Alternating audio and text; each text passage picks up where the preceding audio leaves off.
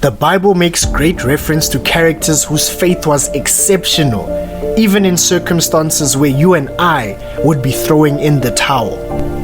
Daniel was thrown in a lion's den, his friends in a blazing furnace, and when you look at the events that led to such happenings, it was firstly because these people lived on an uncompromised conviction.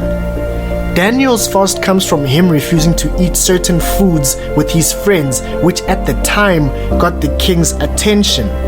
They were brought into a country where it's a norm for them to indulge in various food and wine, and how often do we walk around being brought up in one way from home and almost having it thrown out completely when we hit university or establishing independence, having the pleasure to not report to mom or dad about our whereabouts, who we're with, or what we're doing. The first thing to learn is that they had uncompromised conviction.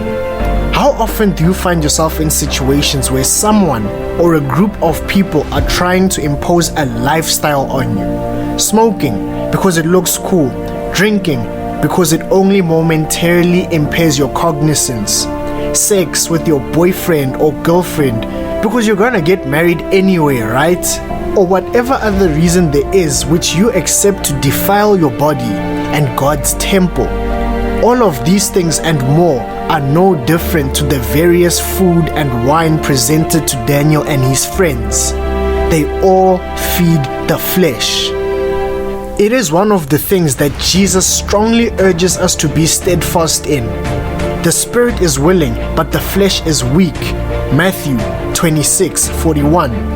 How many times have you found yourself at a place or situation you don't want to be in, and you can't say you don't know what happened or how you got there, because to begin with, your conviction was compromised. You may have your friends fooled, you may even have your parents fooled, but you will not fool the Lord who put you where you are. A double-minded person is unstable in all of his ways. James 1:8. Be encouraged though that having the right counsel that will raise your conviction in the face of persecution, not only do you overcome the flesh, but it shows you are in the right environment for God to use you, as we read throughout Daniel. The problem is, if you fall here in the beginning by compromised conviction, you don't delay God's miracle from happening.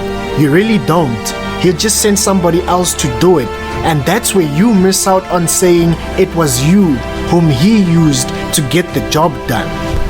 What a shame it would be for somebody else to fulfill your appointment on top of whatever purpose they are fulfilling. You would have been God's first preference for the job, but make no mistake, those who are in the flesh cannot please God. Romans 8:8. Amen. Thanks for watching and making it to the end of this video. I'd just like to remind you that we can only push you to the last step, but you have to make the jump. See you in the next video.